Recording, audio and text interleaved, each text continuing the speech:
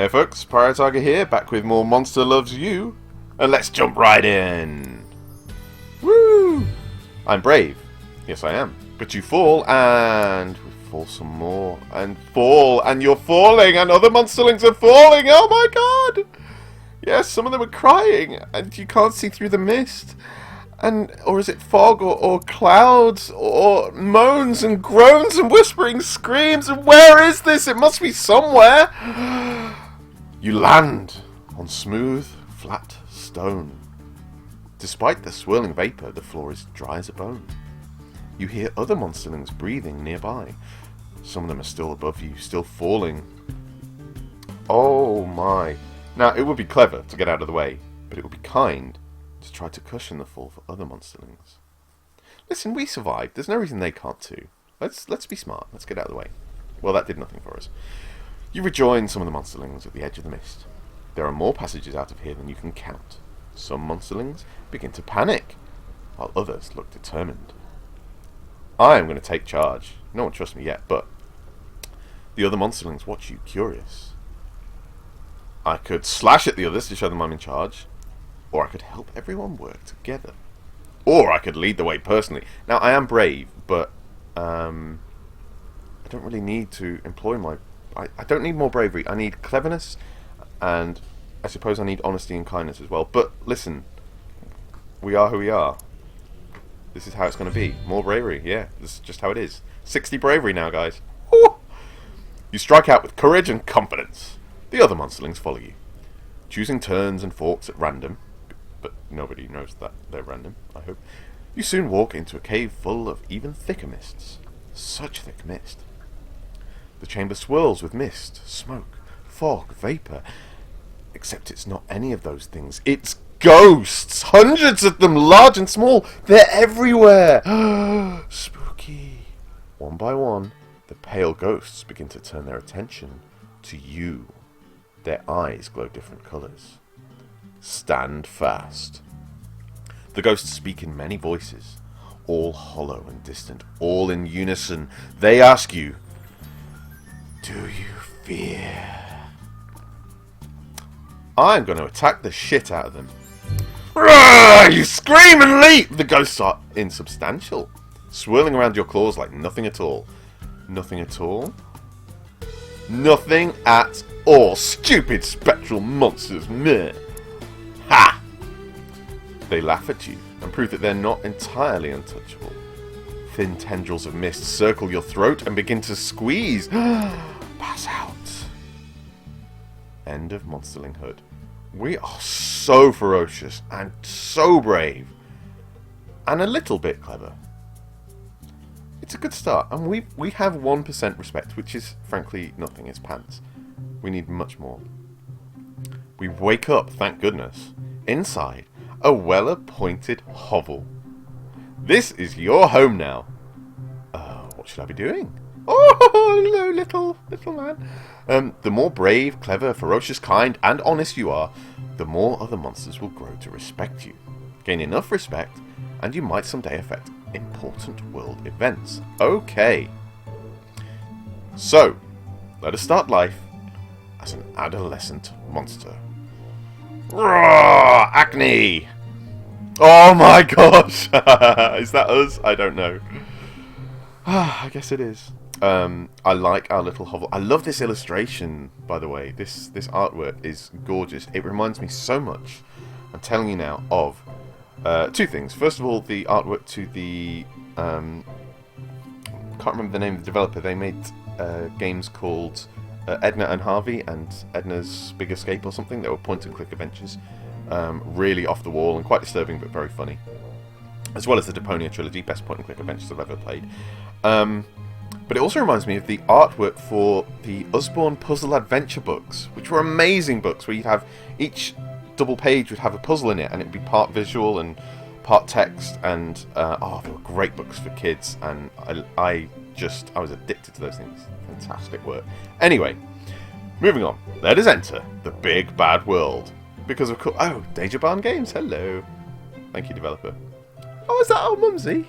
Hello, Mumsy. Well, no, we were spawned in a vat, but, I mean, close enough. And like a little antennae on this. That's plants in the background. Let us enter the big bad world as bigger, badder monsters. With only 8 days still. Ah, we don't get long, do we? Okay, let us adventure in the town. Scary three-eyed goat. Scary spider. Foods. What looks like something cross between Elmo and something unmentionable. I don't know. Oh, human. What is this? What is this? You, Nash and Gobclaws, hide in a stand of prickly thorn bushes watching human children run back to their bus. But what's that they left? Shiny, red, round things. It's a scooter! Yes! I'm having it. I will battle them for it because I'm a ferocious badass. Plus, oh, we're so ferocious. Fangs, claws, tails, blood! You are strong, true, but not the strongest. Not today. Oh, come on! As she scoots off, you realise Nash just wanted it more than you did. And now you need some bandages. Well, listen, Nash. Do you really have ferocious in excess of 93? I would be amazed if you... We do not need any more ferocity. Let's just leave it at that. Scary three-eyed goat thing. You hear a bleating sound from inside the scapegoat's pit. Not the scapegoat, the scapegoat. Is it the scapegoat? Of course it is. Bleating is what goats do. Well, good. Okay then. The scapegoat walks out of its pit, looks around, and bleats again. Nash says, "It wants a fight. Let's give it one." A fight? Sure, that makes sense. But let's see what's really bothering the goat. Because I could kick its ass.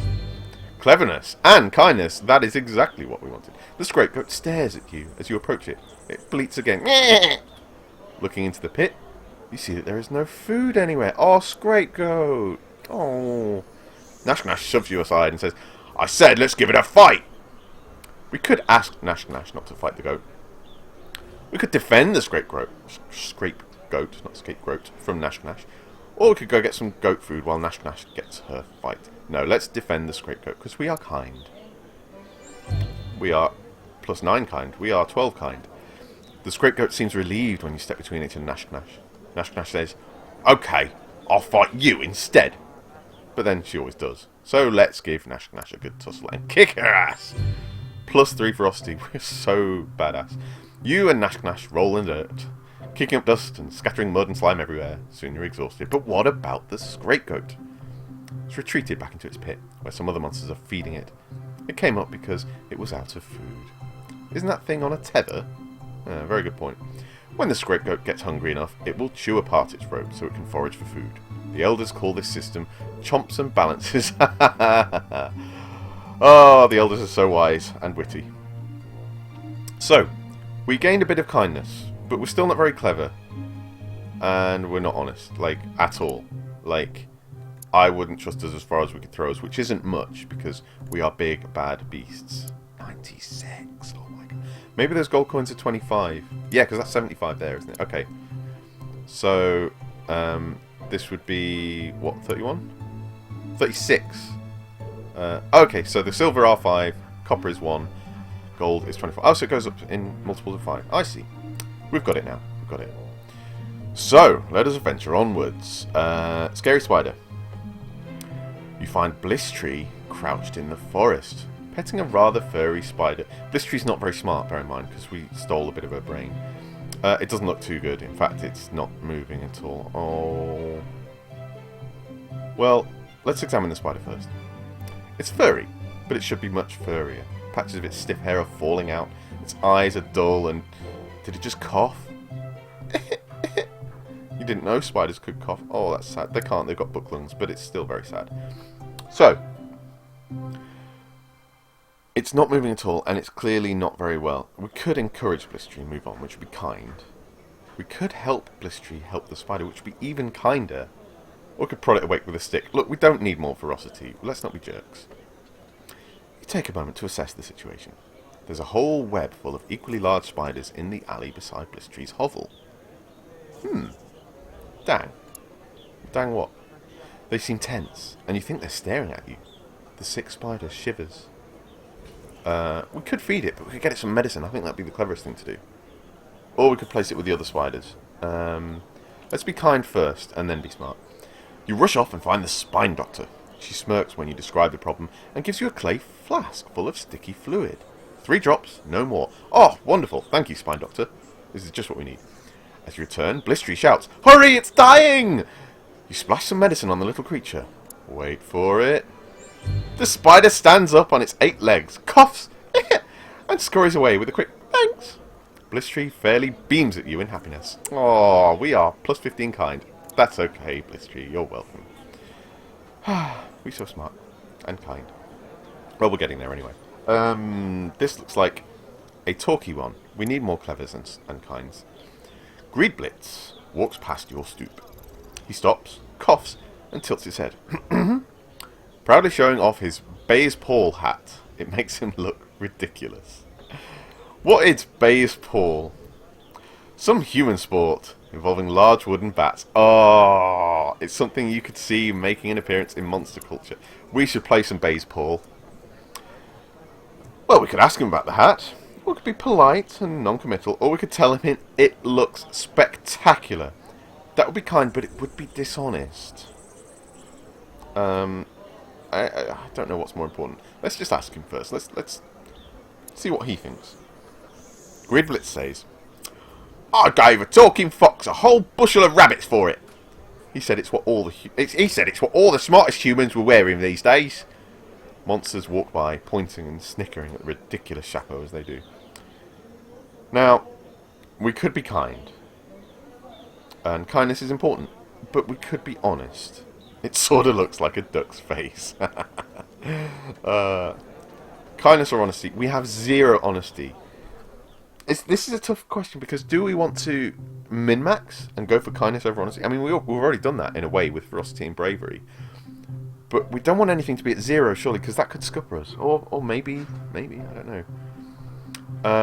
I'm more inclined to go with honesty on this occasion. Let's bring it up a bit. Greedblitz beams, misinterpreting your intention. "A duck's face I stole from the humans." He moves away to show others. Well, that worked out quite well. He's happy, and we were honest. So, +9 honesty. And kindness is only 27. We can do this. By the end of this, we could have all of our stats, I'm going to say at least above 30. If we can go above 50, that would be even better. As long as we've got our ferocity and our bravery up high, we shouldn't suffer, I think. We're still not getting any respect. I don't know how we would, though. Well, this looks scary. Nash Gnash is picking on the tiny Blistery. Nash Gnash, you are a dick. Just constantly... You're just being a dick over here and you're being a dick over there. And she gets knocked down every time she gets up. Nash Gnash asks if you want to help. Why are you doing that to Blistery, Nash Gnash? We're not going to walk away. We could help Nash Gnash hurt Blistery, but listen, we're already pretty damn ferocious. We don't need any more of that. We could fight Nash Gnash. Let's find out what's going on first. She shrugs. I feel like it. And look at those tears. Nash Gnash, you are a jerk. I think we're going to have to stand up against you. Frosty +4, rah! Without even a thanks, Blistery runs away, leaving you and Nash Gnash to tussle in the street. Do you push the attack? Well, we don't need the ferocity. I wonder if this will give us cleverness. Blistery's safe. Kindness and bravery. Well, that's fine then. More kindness. You turn and walk away. Nash Gnash tackles you from behind and begins slashing your back with her claws. The two of you struggle until you're both hurt too badly to continue. Nash Gnash says, "Good fight." Oh, Nash Gnash. That's all you wanted in the end, was someone to stand up against you. Okay. We are monsters. Yay. So we've got a bit more kindness there. We're in the gold, 30 out of 100. That's good. We're still 14 short of 50 on cleverness. I'm just choosing 50 arbitrarily because it's 2 gold coins and it's halfway to the full 100, like ferocity. But we really need our honesty to get up. 41 short, and we've got 3 days to do it. I don't know how likely that is, but we're going to do our best. Foodie quest. You sniff the air. Could that be frosting?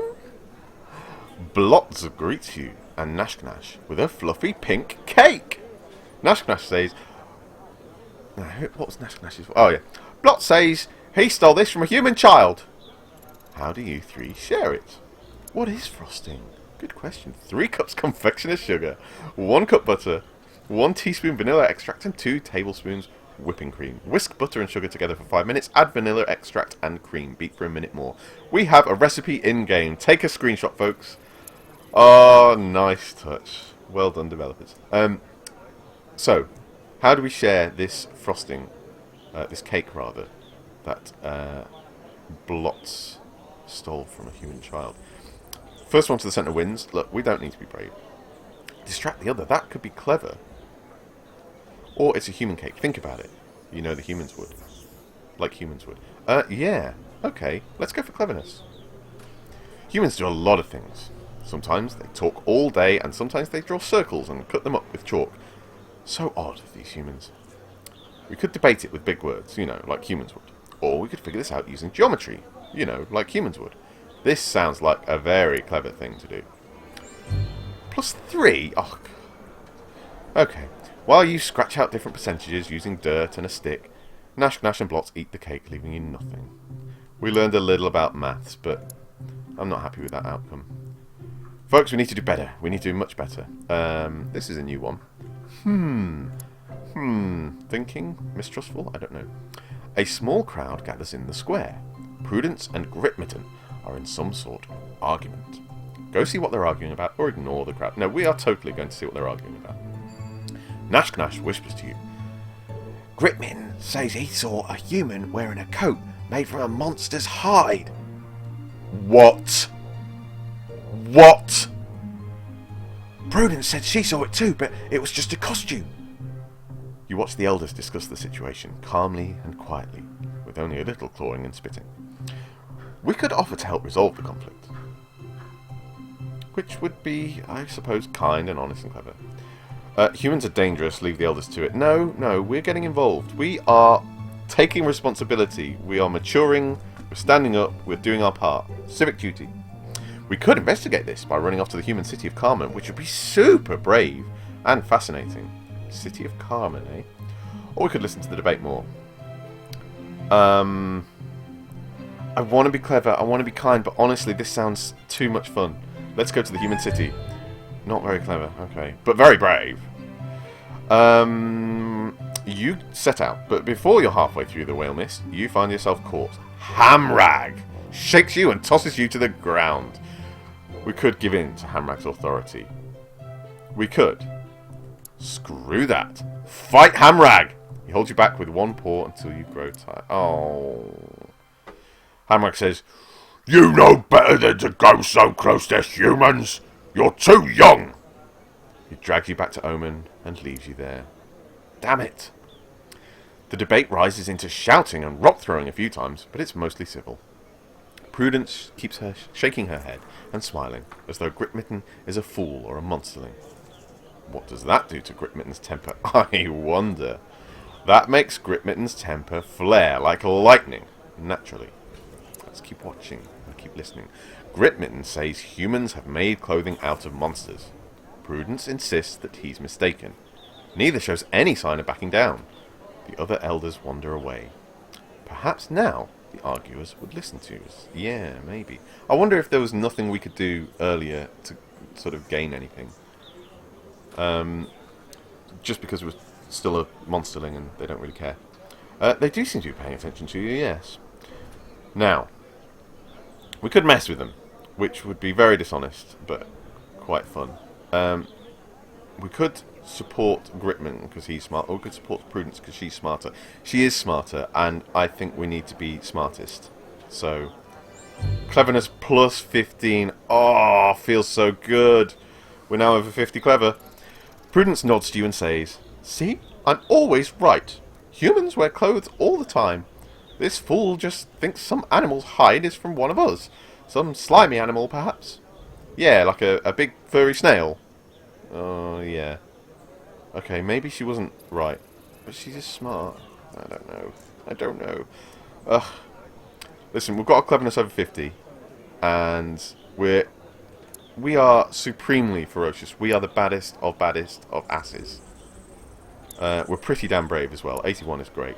We're a little bit kind. I mean, you know, we're not jerks, is the point. We're kind of jerks when it comes to being honest. But, I think that's the end of our adolescence.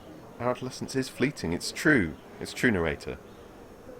You've grown beyond youth and have become an adult. Yes! Do you know what? There are some great things to being an adult. Mustn't fight it. You've been dragged from your bed by your friends and neighbours. What? Trying to sleep here! Fight them!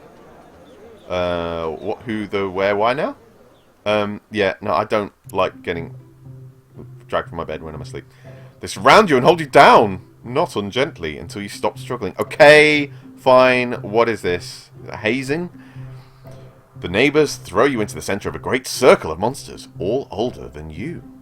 They whisper to each other, then look at you, then whisper some more. Get on, getting on. The monsters murmur and mutter, spit and snarl. They're deciding what best defines you as a monster. I dare say at this point it is ferocity. Hurry up! Some of the monsters flinch when you raise your voice. It's gratifying, but it doesn't seem to make their deliberations any less deliberate. Eventually, though, they come to a decision. About bloody time! The ring of monsters shuffles closer to you, forming a tighter circle. Elders loom over you, while the smaller adults crouch low. Your surroundings grow shadowy and dark. Wait, what's happening? Do your part in the ceremony of adulation. Yeah, let's do our part. The other monsters hold you in some respect. 1 out of a possible 100 points. Good for them, that's nothing. Everyone goes silent as you bravely meet every monster's eyes without flinching. Why should I be afraid? Why indeed? All the monsters in the circle start throwing rocks at you! I think we can take it. Oh, it was a roll against bravery. I see. Ah, interesting. Success! You stand perfectly still, showing no fear. A few rocks bounce off your hide, but most of them only hit the ground. Everyone cheers at your courage. We could... Come at me! Throw! Let's have some more rocks! We are pretty brave. I'm prepared to take it. More respect! They throw more rocks, really messing you up. And you never flinch. Someone at the back yells, Don't you feel pain? Of course you do. But you're no monsterling anymore. The trick is not minding that it hurts. And here's how you're doing. 81% bravery. That's why we passed those 2 rolls. That's right. 53% clever. Not unrespectable. It's quite respectable. 100% ferocity. We could take on anything, anyone, anytime. And 16% respect, which is a good step up, I feel, from our 1%. You're an adult now! Woo! You'll grow stronger over time, but your personality is no longer as mutable as it was when you were young. So, still some possibility to improve, but we can also lose things as well, I think, in this stage. Well, folks, this has been a blast, but it is time to move onward to adulthood.